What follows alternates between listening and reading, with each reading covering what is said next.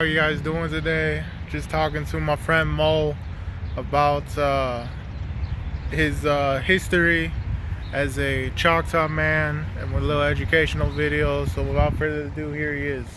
Hey, bonjour, Ani. In Choctaw language, it'd be halito, hi. And we got this. I know a lot of people have seen that statue.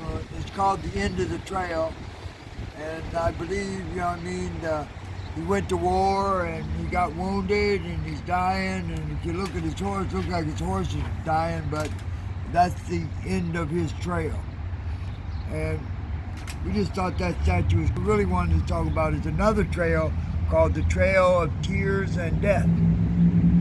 So when General Andrew Jackson became President Andrew Jackson, him and his constituents signed what was called the Indian Removal Act, which meant all into the Mississippi had to come back over to the east.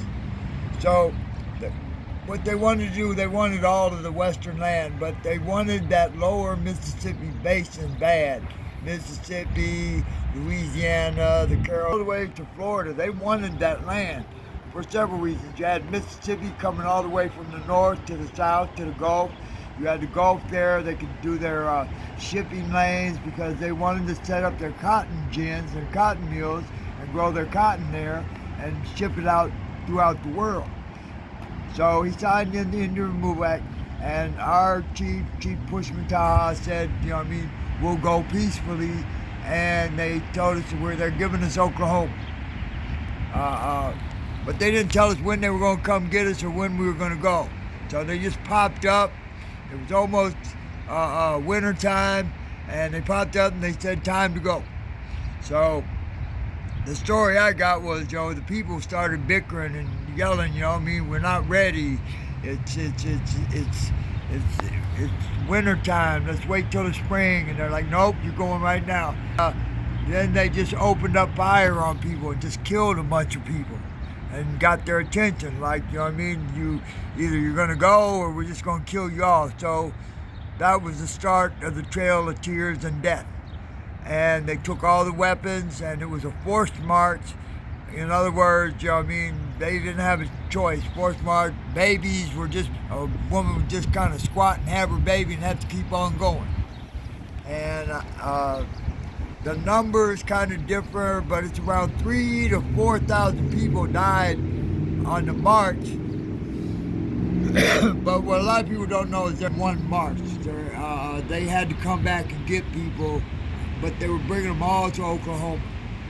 And them people were used to living in Mississippi, my people, and everything grew in Mississippi. We had big gardens and stock and grew grain. We weren't a nomadic tribe.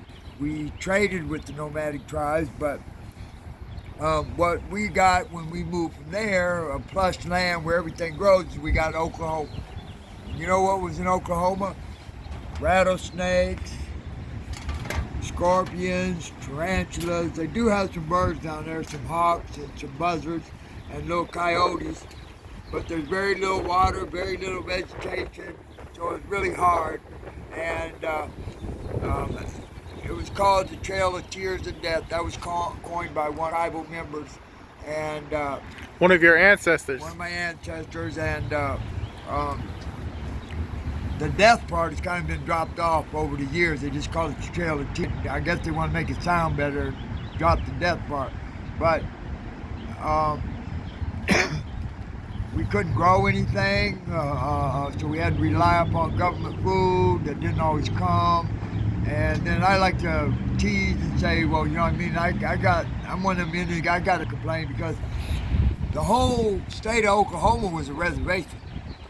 Then they found there was oil there. So now they got to get that land back because they want that oil, but it's a federal reserve, so they can't just take it. So basically how they did it was they starved people to death. Yep, they starved people to death until they sold their land or sold at pennies on the dollars. And now reservations are just little pinpricks on the map of Oklahoma, but the whole state was a reservation. But the thing is, My people have been through a lot. We're still here. We're resilient people. Indigenous people were resilient. And this hat I have on, represents a whole lot. And I want to live by the 7 grandfather teachings, which has to do with honesty and humility and bravery and wisdom. I mean, these things are important to me, and the earth is important to me. But I believe there is a creator that created everything, and I believe we all will return. Is that good enough? Praise Jesus.